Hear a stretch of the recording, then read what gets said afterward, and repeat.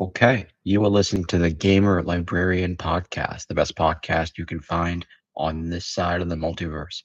I am your host, Adrian, and today we have an enormous amount of news to talk about because we are just coming off of the cusp of the Blue Point closure, and that is extremely disheartening.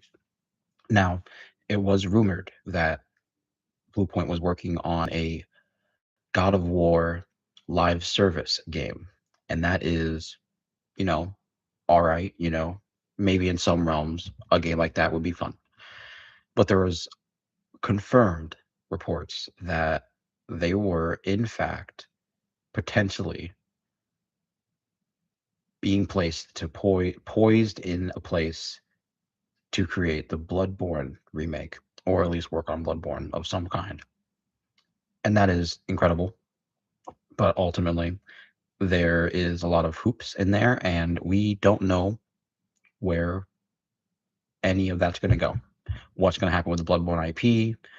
We don't know anything about Dustbloods, and ultimately, the entire Dark Souls franchise is kind of up in the air after, I'd say, mostly Night Rain.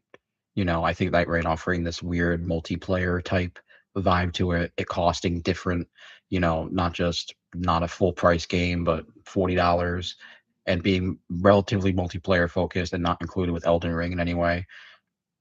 That to me, I think is a little telling. Maybe in the future they'll do like an Elden Ring bundle where you get both games, Night Rain and the proper game and Shadow Tree or whatever other DLC they're gonna announce.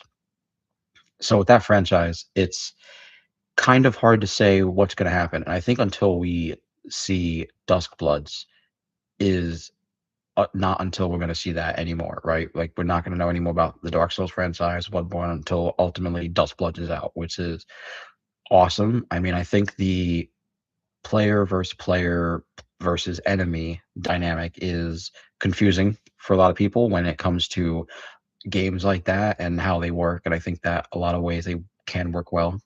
And I think that if this game has, you know, if Dustbloods has a single player run mode where you just do like a free for all type stuff on the map with, four or five or so other players and there's enemies all around and maybe there's like objectives you can work towards together to maybe just make the game easier for each other.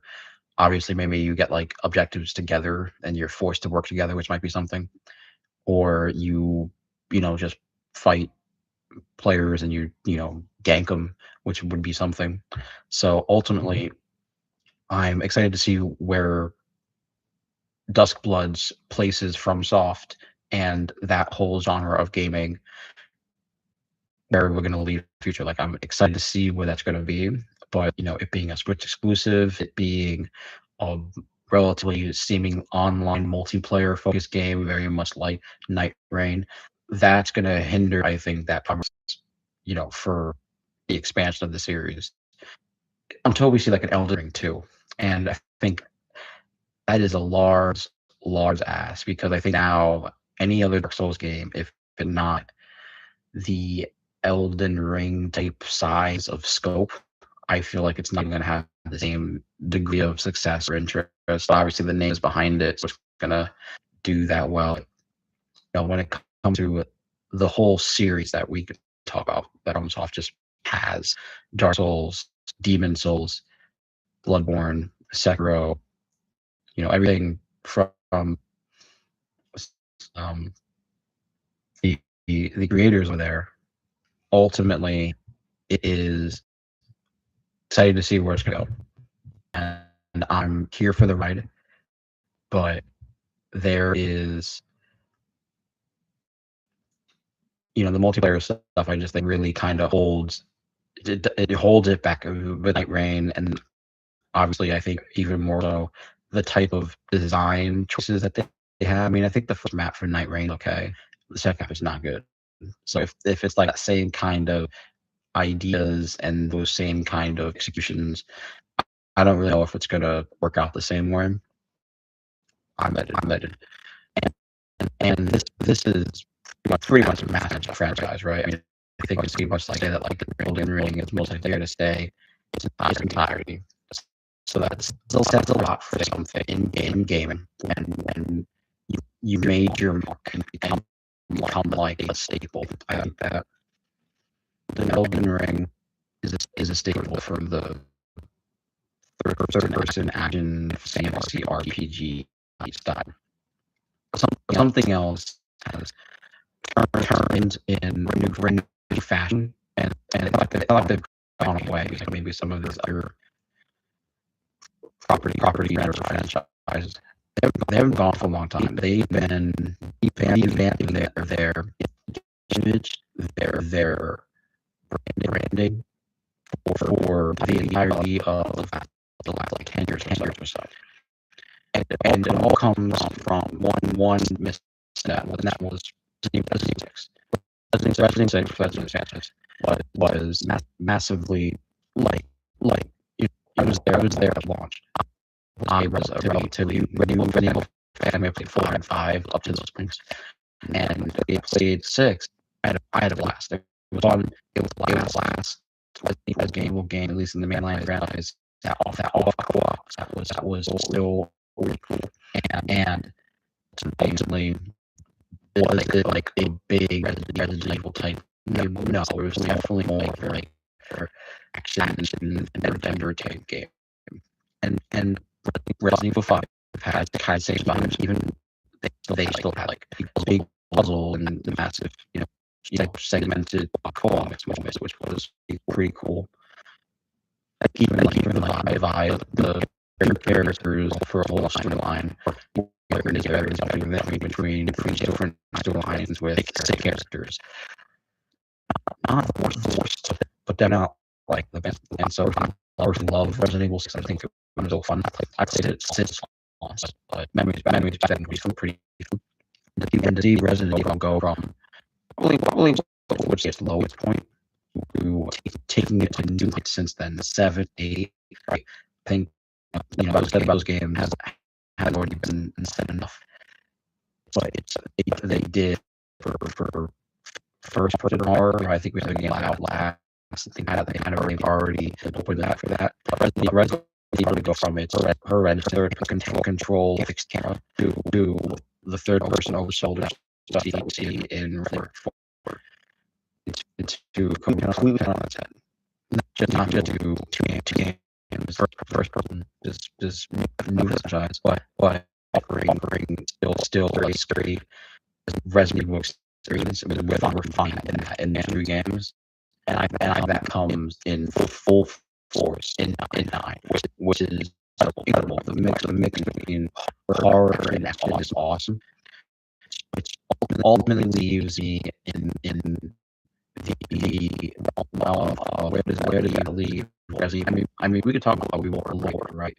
I definitely think that away from curiosity proper for big massive events is definitely more fitting. Obviously, there's things all around the franchise. I think so massive Resident Evil 2 is almost 6 and 3 there. It's the bad.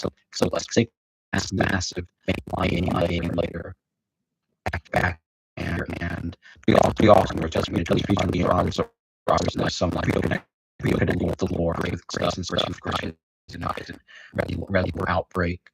Now it just kind of feels like this segment of Resident Evil is the umbrella rules, right?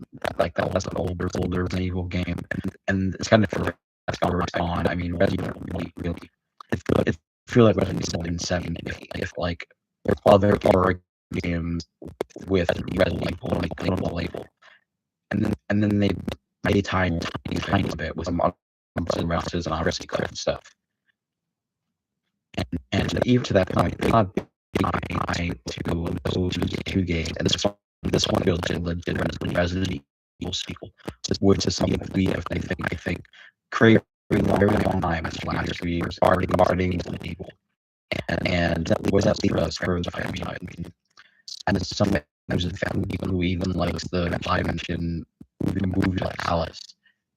I want to see this horror franchise out of order in that iteration, which could mean a lot of things. I mean, the finals be just like Resident Evil 1, like redo the franchise would be all.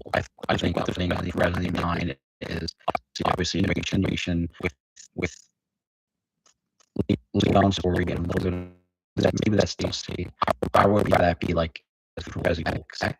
That would be cool. Resident Evil 10 will have like finally the opportunities. Racing, turning, really awesome. And co-op, I think that's the best kind of return for the franchise.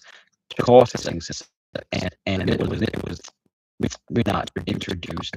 I think so. I think in one of Revelation's games as well, but it's not out of the possibility. And for this franchise, offer co-op is a lot of and a good reason for games to offer longevity.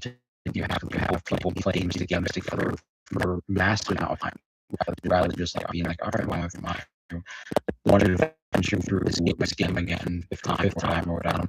I don't know. To me, a co-op experience for new Resident Evil 9 would be awesome. Resident Evil 5 is very appealing in the stars. I don't know why. All the terms that we have for Resident Evil, we have the residents, we have third person kind of together. I think it's pretty perfect. That's I have to think about that about the Resident Evil and call it Resident Evil. We'll tie to the movies, or at least introduce the world being on run scope, like the movie. I always want the game to run to ultimately end up. Maybe obviously the movies like in this case scenario. Unsure who could say. It's definitely up in the air. I definitely think that Resident Evil is not the best horror experience I just like that space. I think that's just gameplay, mechanics of the ways that you interact with the store, the store, that was Resident Evil 4. It's probably showing them that's remorse. And in this game, you just kind of earn points by individual score late in the game. Some of the symbols between Eagle and Grace, I think it's cool. The fact that some of them have mechanics and some of them don't, and it's not a full complete experience. I've been mad at them. They have similarities and how they began to be on as a more action type of character. He's definitely more calculated after with more guns, more back, and Grace more timid. Obviously, you're supposed to use stuff and you not be busy game sense. To me, I think that separating those two and making the play those ways was definitely that held back the gameplay experience. It would have far more enjoyable, far more engaging. It felt the same, especially considering Grace is not the agent, and I don't like to pick lore, and I understand that, like, we're interested in the character who's like kind of the daughter of another character from a spin-off, and then here they are, right? It's whatever. We're talking about an FBI agent who's like with all kinds of stuff.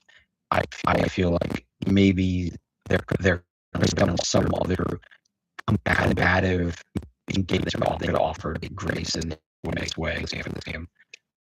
My honestly, played the game about 14 hours. I just finished it, and really it for right. I'm super ready to see where I want to know where the franchise was going to have Chris on return. It's going to be super, and then who knows? I mean, remakes, more original and off, that would be pretty cool. Now until modern comes out, which I think is the only game I'm really even thinking that comes out, in the next months.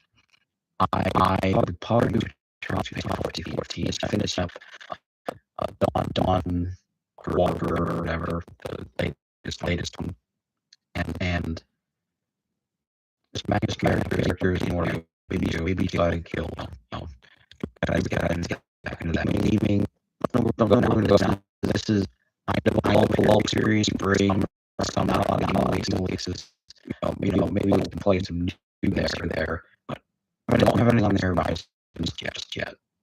However, that gets me to my next topic, and that Rise is done by Seaton Akiyama. Now, I always didn't say that entirely correct, but I'll present this this manga because they said that they sold them the post taken down because they're maybe advertising their manga and the publisher did that. As far as I know, right, and obviously they can do whatever they want with their or whatever they can, but that's directly, I don't really, like I don't rate that very well. So like if they're being going over and over how this talk is his art, then I want to give it a try.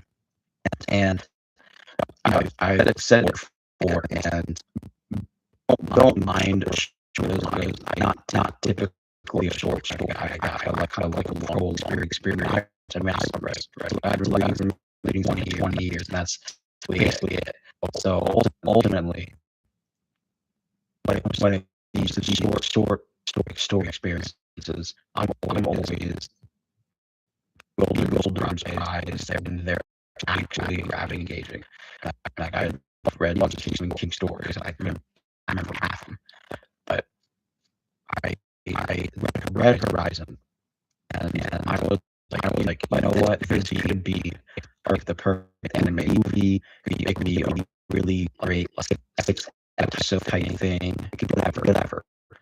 But ultimately, the film I read was the digital manga medium, and I loved it. It was awesome. It invoked such the road I get McCarthy, like just having that, which was incredible, and it being black and white, and one of those with only like four total entire series of color.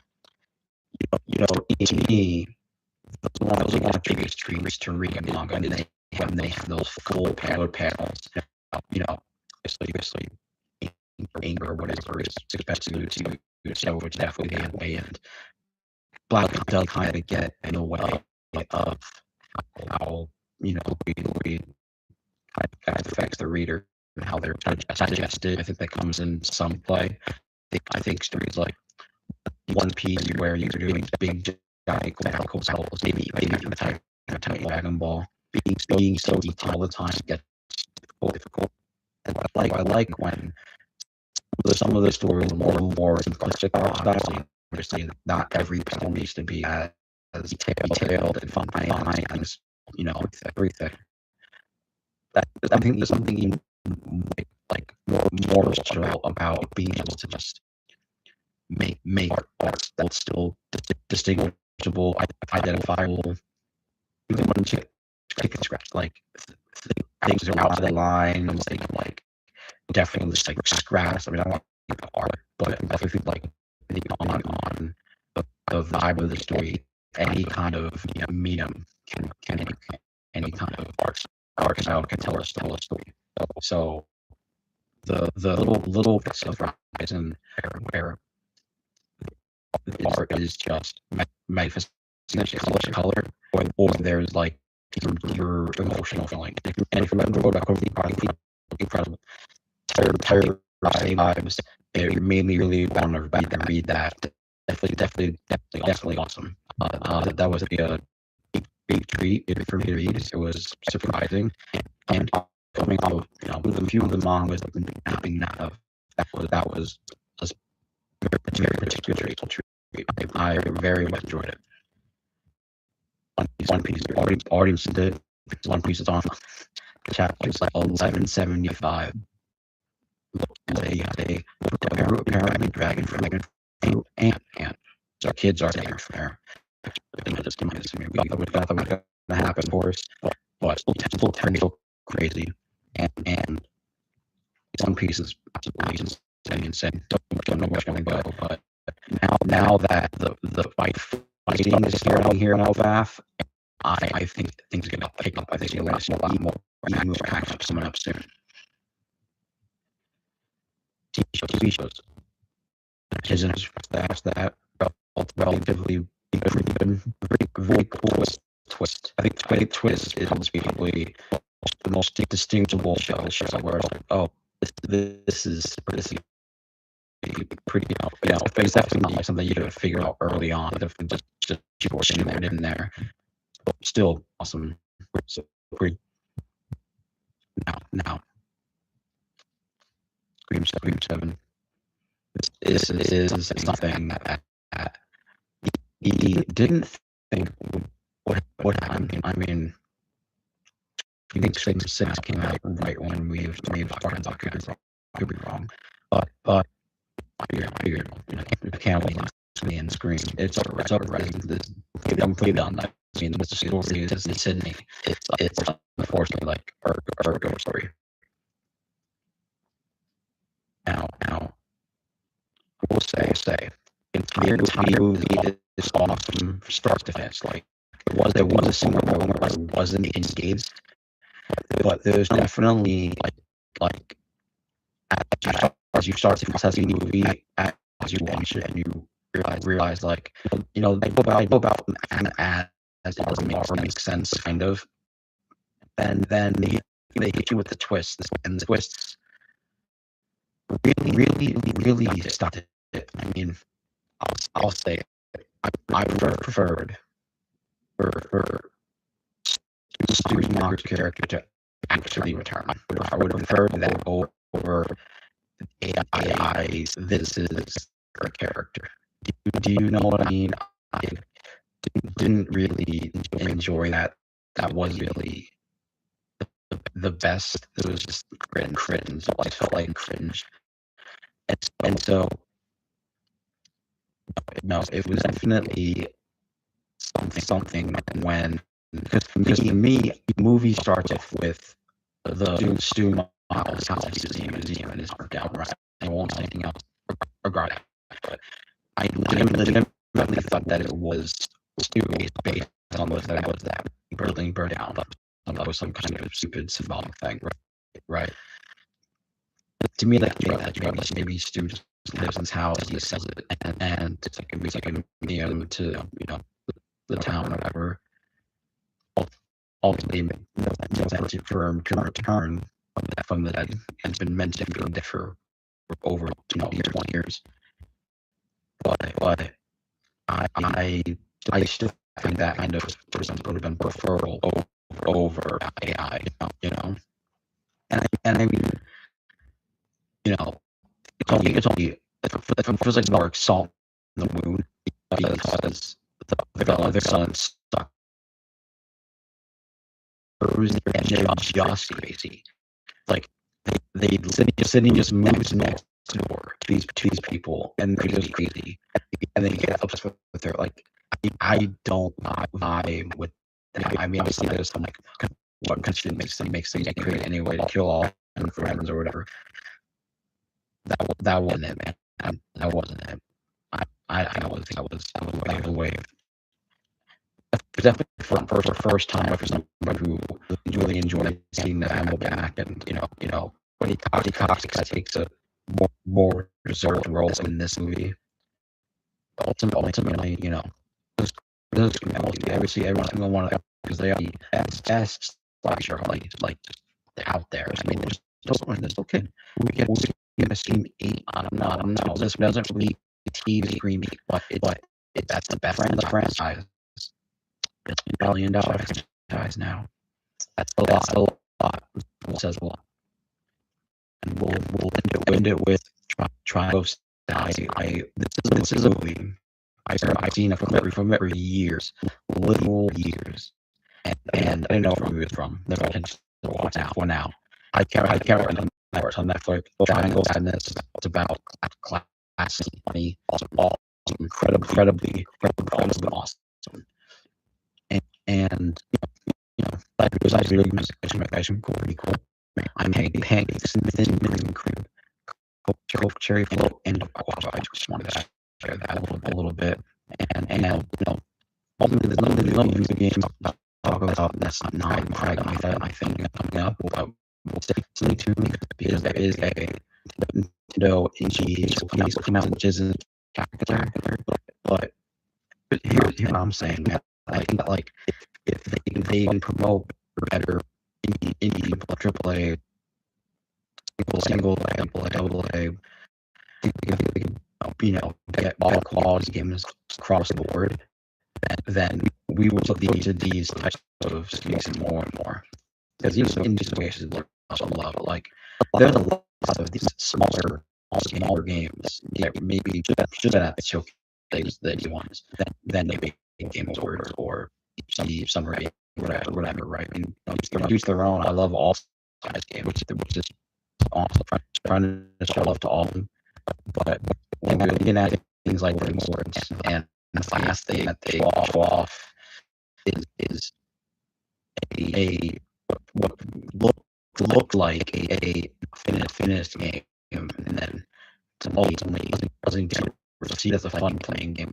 What comes out on 2 after it's announced, that to me does it right, like man, like the game is well and it's like Elder Scrolls 6 for forever ago. No, there's other games that have Sci-Fi set of experiences, and I don't need any more of that to be happy to be happy again. We need new innovation in game work. When they launch on time, right, is our as gamers fans, big ass obviously it seems, but we hear about games that are announced in development and all that, genuinely insane. I'm waiting on to Chocolate here. Anyway, peace.